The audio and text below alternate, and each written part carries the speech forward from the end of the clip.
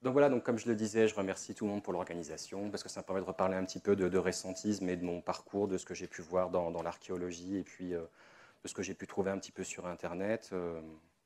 Donc je vais essayer de vous présenter la chose de façon à la fois condensée, et puis on va voir si on peut en parler plus clairement après avec des questions-réponses, parce que comme on n'est pas très nombreux, ça va être justement l'occasion d'échanger.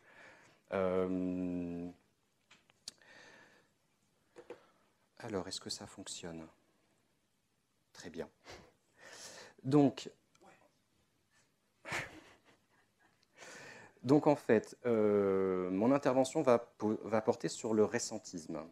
Donc dans un premier temps, qu'est-ce que le récentisme? Je pense que vous êtes tous un petit peu renseignés sur Internet, vous avez suivi quelque chose, deux, trois choses sur YouTube, ou éventuellement vous êtes déplacés pour voir des conférences, notamment Pierre d'Ortiguier qui en a parlé l'année dernière, ou Frédéric Mariès qui était venu il y a 2 ans, je crois. Tout à fait. Donc en fait, qu'est-ce que le récentisme si on voulait synthétiser tout au maximum? Donc il n'y a pas de définition précise. Si vous regardez sur Internet, vous trouverez très peu de choses en tant que non-récentisme. Vous trouverez par contre des choses sur le nom de la nouvelle chronologie. La chronologie universellement admise est faite d'événements historiques qui sont incorrects. Ça, c'est la théorie de base du récentisme. L'histoire antique aurait été inventée au XVIIe et XVIIIe siècle. Donc, d'une façon générale, l'histoire ancienne de l'Antiquité et de ce qui s'est passé avant est beaucoup plus proche de notre époque. Donc, par rapport à nos chronologies officielles, l'Antiquité, principalement basée sur ce qui se passe dans le bassin méditerranéen, est récente, d'où le terme de récentisme. Donc, je vous ai mis une frise chronologique pour vous montrer un petit peu comment est-ce qu'on étudie le temps aujourd'hui à l'université. C'est-à-dire qu'on a 4 grandes périodes. L'Antiquité qui commence vers moins 3000 et qui s'arrête en 476. Le Moyen-Âge qui va jusqu'en 1492. L'époque moderne jusqu'en 1789 et notre époque à nous, c'est-à-dire l'époque contemporaine. Donc on voit que c'est un découpage qui est totalement arbitraire. Hein. Donc on est bien d'accord là-dessus, c'est-à-dire que 476, pourquoi? 1492, pourquoi? 1789, pourquoi? Mais ça permet de poser les choses et de donner des noms. Donc moi je vais m'efforcer de faire un tour d'horizon de ce qu'est le récentisme. Donc, qui sont les grands auteurs qui ont étudié le récentisme à travers quelques ouvrages et quels sont les thèses qu'ils défendent à travers quelques disciplines, mais aussi quelles sont leurs conclusions autour de ce qui peut être regroupé autour du terme générique de récentisme. Parce qu'il n'y a pas une école, il y a des écoles dans le récentisme. Donc, dans un deuxième temps, je vais essayer de vous expliquer comment est étudié le passé aujourd'hui, par qui et avec quels instruments, quels outils. Donc, je vais vous présenter de nouveaux arguments, principalement à travers l'archéologie, parce qu'on parle peu d'archéologie, je trouve, dans le récentisme, donc qui tentent à se diriger vers l'idée d'un passé qui semble falsifié pour lisser et ou gommer certains événements passés qui nous sont plus ou moins proches. Donc, dans un troisième point, nous allons voir les éléments de réflexion qui sont apportés par nos médias d'aujourd'hui, du XXe et du XXIe siècle. Donc notamment tout ce qui tourne autour de la télévision, le cinéma, tout ce qu'on peut avoir qui est en rapport avec Hollywood. Donc pour conclure, je vais aborder le récentisme en lien avec le phénomène des destructions massives. Donc mon intervention va avoir pour objectif de vous poser des questions et d'émettre des hypothèses, si possible, et de formuler des réponses qui suivent un raisonnement logique. Raisonnement construit à l'aide d'arguments précis et pertinents, le tout doit être démontrable et potentiellement reproductible. C'est-à-dire que je vais essayer de réfléchir autant que possible avec tous les instruments qu'on m'a donnés, intellectuels que j'ai eu à la fac, plus que comme un littéraire, qui va parfois essayer de s'emballer, à prendre un argument, et qui va parfois avoir des chemins qui vont être assez circulaires. Donc il ne faut jamais oublier que le récentisme, c'est une théorie qui est dérivée des sciences humaines, c'est-à-dire inexacte par définition. Et Et ben, par la suite, on finira par une série de questions-réponses.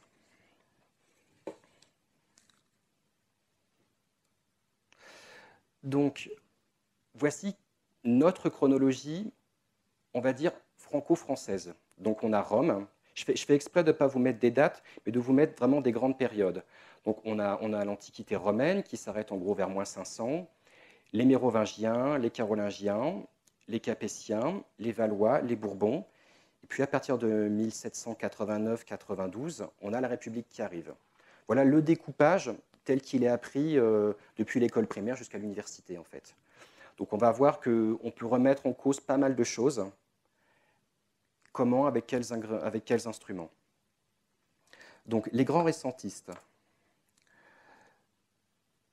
Donc, pour la plupart, ils proposent une grille de lecture et d'analyse pour garder un esprit objectif et rationnel autour de tout ce qu'il peut y avoir de recherche en tant qu'auteur scientifique, mais aussi d'auteur sur le plan littéraire.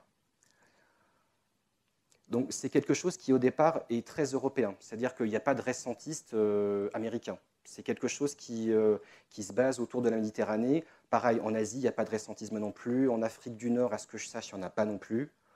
Donc c'est vraiment France, Allemagne, Russie.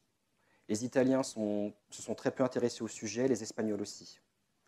Donc à chaque fois, je vais essayer d'avoir une démarche qui va être basée sur 4 éléments. Le premier, comment est venue la remise en cause de la version officielle du décompte du temps et de l'élaboration des chronologies. Ensuite, les arguments, la démonstration. En troisième partie, quelle est la thèse générale qui est défendue par l'auteur?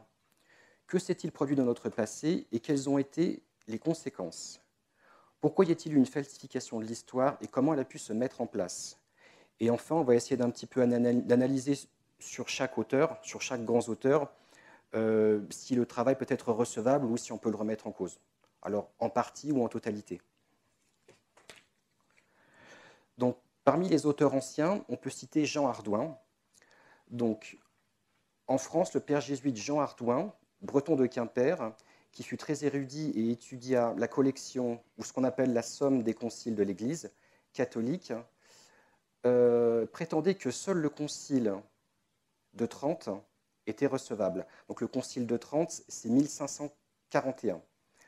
Et c'était justement son grand savoir qu'il avait fait choisir par Louis XIV pour éclairer l'histoire de l'Église. Donc en fait, Jean Hardouin, pour ceux qui connaissent un petit peu, c'est un des personnages qui a été étudié par Pierre d'Ortiguet. Pierre d'Ortiguet disait de lui que c'était le plus grand érudit ancien du récentisme, et de Jean Hardouin lui-même, quand il a fait donc toutes ses recherches dans les archives, en parlant de ses recherches, il employait le terme latin de nullum documentum pour dire qu'une vraie recherche documentaire mène à l'absence totale de sources primaires sur l'Antiquité et sur une bonne partie du Moyen-Âge. C'est-à-dire que vous avez des copies de copies qui ont lieu, mais la source originelle, le premier document, il n'existe pas. Donc, comment peut-on étudier le travail de Jean Hardouin, si ce n'est de dire qu'il a ouvert la voie pour beaucoup d'autres, et notamment pour des gens comme Newton. Donc Newton, le physicien anglais, donc, pour rappel, c'est 1643-1727, le père de la gravitation universelle, qui s'occupa de chronologie pendant 40 ans. Il fit remarquer que les dates acceptées étaient trop anciennes de plusieurs siècles, et notamment les événements de la Grèce classique, qui auraient dû être avancés d'au moins 300 ans par rapport à son époque. Donc, un de ses arguments, c'était d'étudier tout ce qui était mythologique, donc, notamment Jason les Argonautes. Donc, dans l'histoire, Chiron, le centaure, observe les constellations en fonction des équinoxes et des solstices. Donc, en fait, en reprenant ces observations-là, le jeu, c'est de se dire, on va voir à quelle période historique avérée ça correspond. Et donc, selon Isaac Newton, par le jeu de la précession des équinoxes, on peut calculer qu'il y a un décalage d'au moins 3 siècles. C'est-à-dire, à partir de 40 ans de recherche, il y a au moins 300 ans de décalage. Donc je fais exprès de ne pas trop développer parce qu'on pourrait faire 2 heures sur Newton, mais il est intéressant de voir que lui aussi, il a ouvert la voie pour tous les chercheurs du XXe siècle. En même temps, si on veut vraiment analyser son travail, on peut se demander s'il est vraiment bien pertinent d'analyser des textes qui sont purement mythologiques. Donc c'est ce que je disais tout à l'heure. Si on veut étudier les sources primaires, est-ce qu'un texte mythologique, donc on va dire romancé et très hypothétique, est-ce que c'est une vraie source fiable? Ça paraît quand même un petit peu compliqué. Mais au moins il s'est rendu compte qu'il y avait quelque chose à voir par rapport à ces chronologies et que tout n'était pas aussi simple qu'on pourrait l'imaginer. Donc, plus proche de nous, Anatoly Fomenko est ce que l'on appelle la nouvelle chronologie. Donc, c'est un scientifique russe, membre de l'Académie des sciences naturelles de Russie et de l'Académie des sciences de Russie. Donc, il a été titulaire de la chaire de géométrie différentielle et des applications à la faculté mécano-mathématique de l'Université de Moscou. Donc, quelqu'un dont on ne peut pas du tout remettre en cause, en tout cas, la démarche intellectuelle. Là, je vous ai mis une image des 7 livres qu'il a écrits d'abord en russe et qui ont été traduits en anglais. Donc, c'est 7 livres sur le récentisme. Donc, c'est la plus grosse source contemporaine qu'il puisse y avoir. C'est un passionné d'histoire qui a appliqué sa maîtrise des corrélations statistiques à l'examen des périodes de l'Antiquité et du Moyen-Âge. En parallèle, il a étudié les événements astronomiques dans les textes anciens et mis en corrélation toutes ces choses-là avec la chronologie officiellement admise. Aujourd'hui, chaque personne qui s'intéresse au récentisme se base sur le travail de Fomenko. Alors, soit pour dire que c'est une source de vérité et qu'il faut reprendre tel quel tout ce qu'il a énoncé pour poursuivre le travail, ou soit en fait pour en critiquer au moins une partie, pour dire que tout n'est pas forcément à prendre au pied de la lettre. Alors pour ceux qui sont un petit peu curieux, vous pouvez aller sur YouTube. Il y a 13 vidéos qui ont été faites de son travail. Alors, donc, ce sont des vidéos qui au départ ont été faites en russe et traduites en français. Moi, je vous incite vraiment à essayer d'en voir le maximum. C'est très pédagogique, il y a une bonne analyse qui est faite et ça reprend, on va dire, en grande partie, les 7 tomes de son travail. Donc, parmi les arguments qu'il avance, plusieurs sont particulièrement marquants. Donc, lui aussi, Fomenko, se base sur un auteur ancien, c'est l'historien grec Thucydide. Thucydide parle dans ses textes qu'il a vécu en une année 2 éclipses solaires et une éclipse lunaire.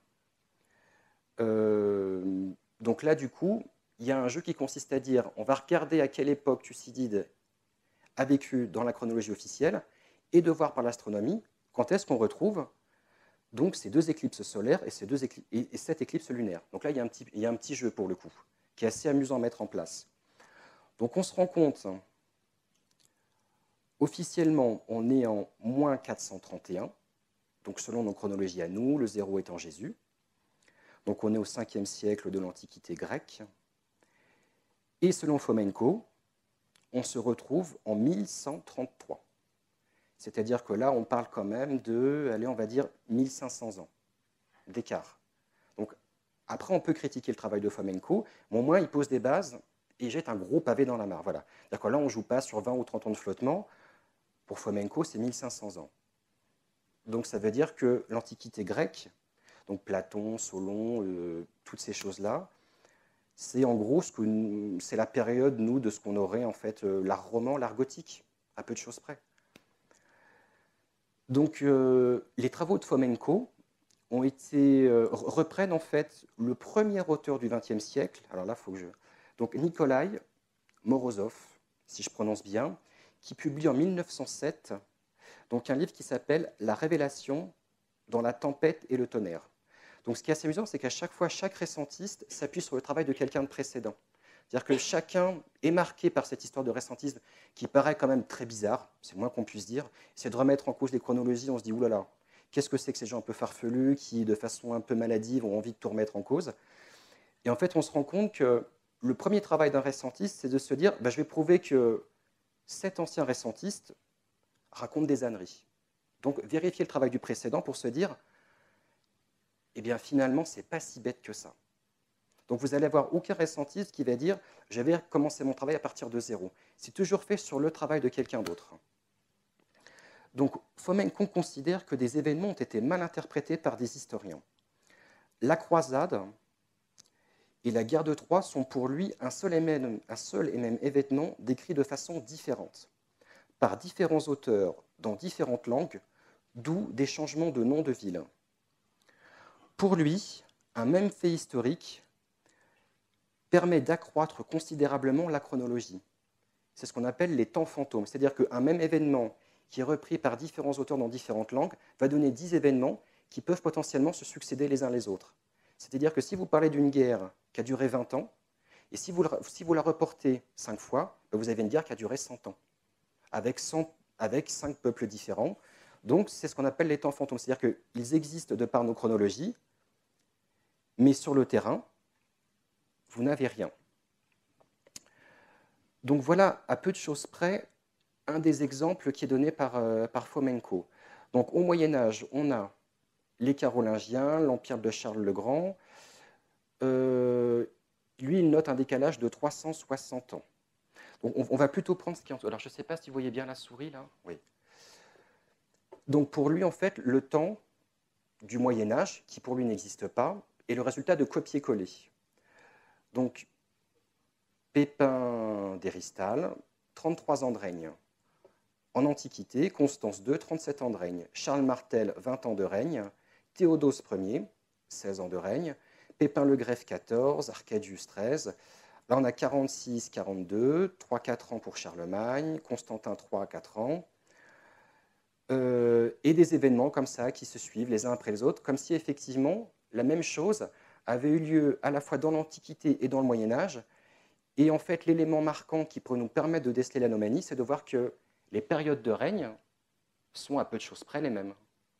Et ça, d'un point de vue purement statistique, Fomenko nous dit que ça n'est pas possible. Alors, on ne s'attache pas, bien sûr, à quelques années, hein, entre 20 ans, 16 ans, 14 ans, 13 ans. On peut se dire que c'est très, très surprenant.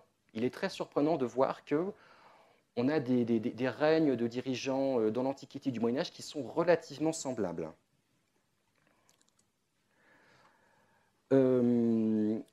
Pour Fomenko, il n'y a pas de document sur les Mérovingiens et sur les Carolingiens.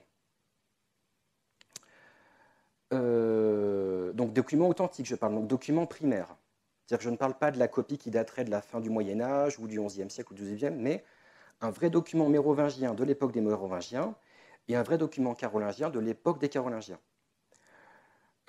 Pour lui, ces documents seraient des faux, écrits au cours du bas Moyen-Âge. Donc le bas Moyen-Âge, en gros, c'est 1000-1500. Pour lui, les textes datant de 1000 à 1500, qui plus est, seraient des faux. C'est-à-dire, quand dans un document, on voit en haut du document médiéval 1200, lui il considère que c'est du IIe siècle, c'est-à-dire c'est l'an 200, puisque le 1 devrait être remplacé par un X. Donc du coup, encore une fois, pour Fomenko, on pourrait retirer au moins 1000 ans. C'est-à-dire que 1300, c'est 300, 1400, c'est 400, 100, ça serait, enfin 1100, ça serait 100. Ce X-là correspondrait à l'anomalie du 1000, qui rajouterait 1000 ans dans la chronologie. Donc Fomenko...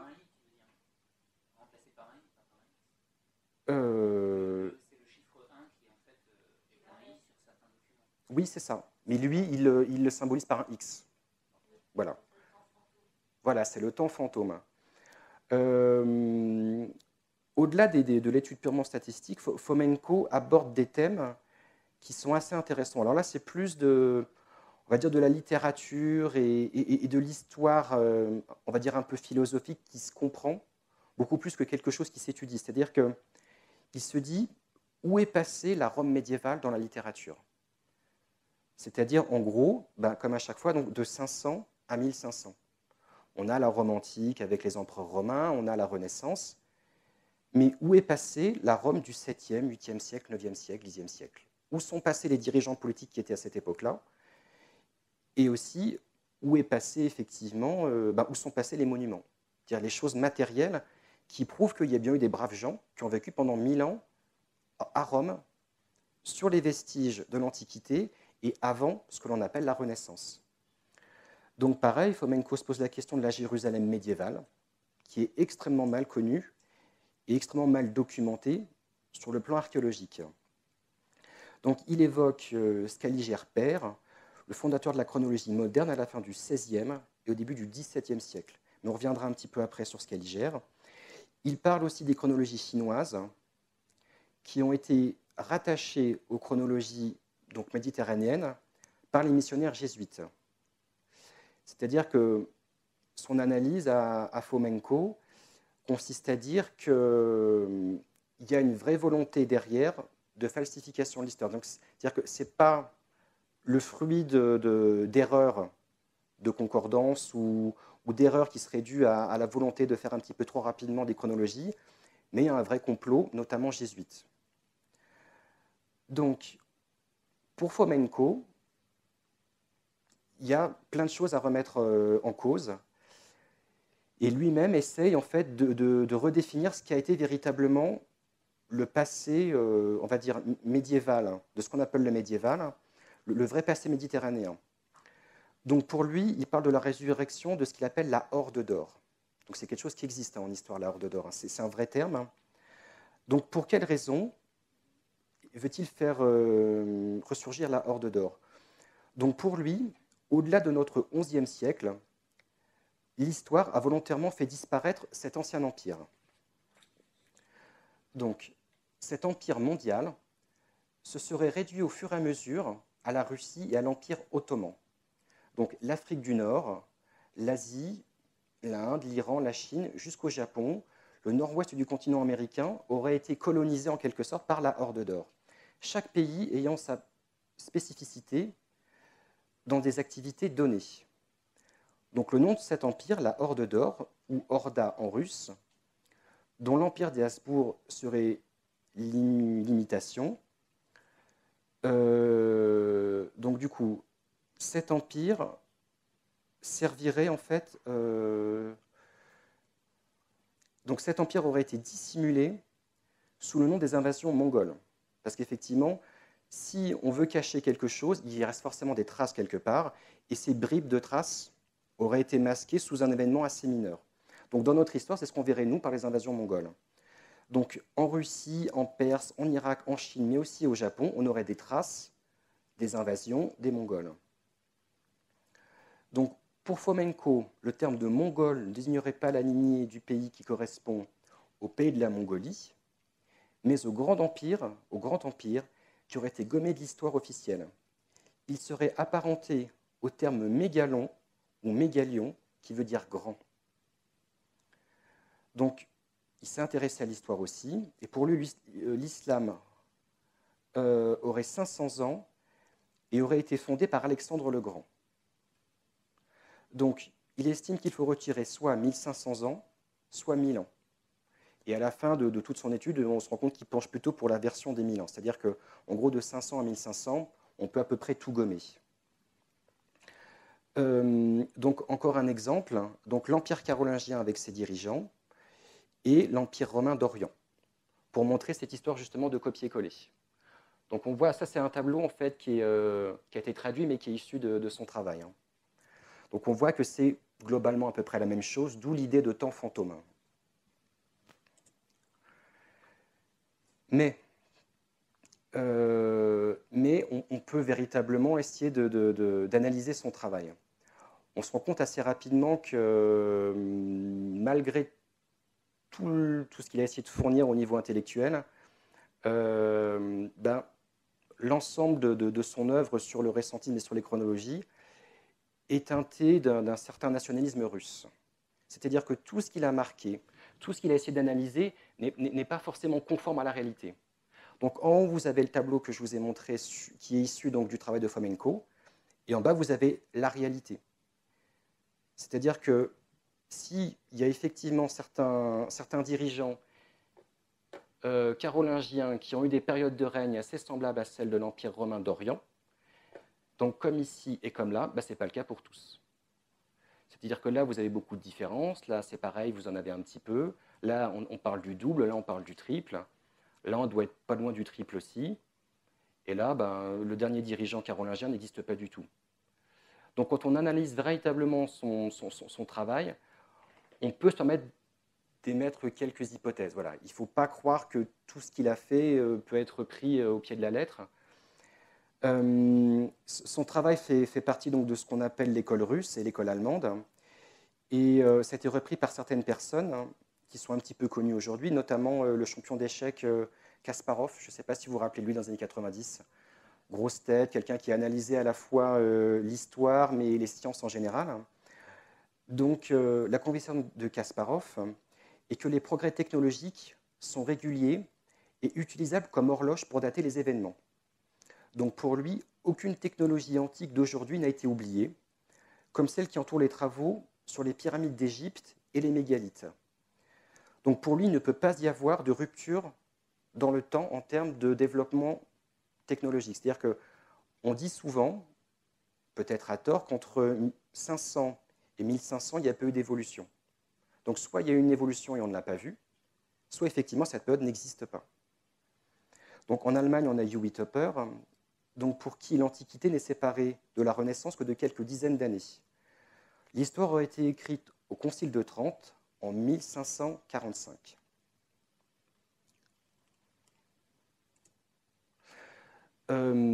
Beaucoup de ces auteurs, de ce qu'on appelle la nouvelle chronologie, oublient de parler de ce qu'on appelle aujourd'hui, en termes d'archéologie et d'histoire, le Haut Moyen-Âge.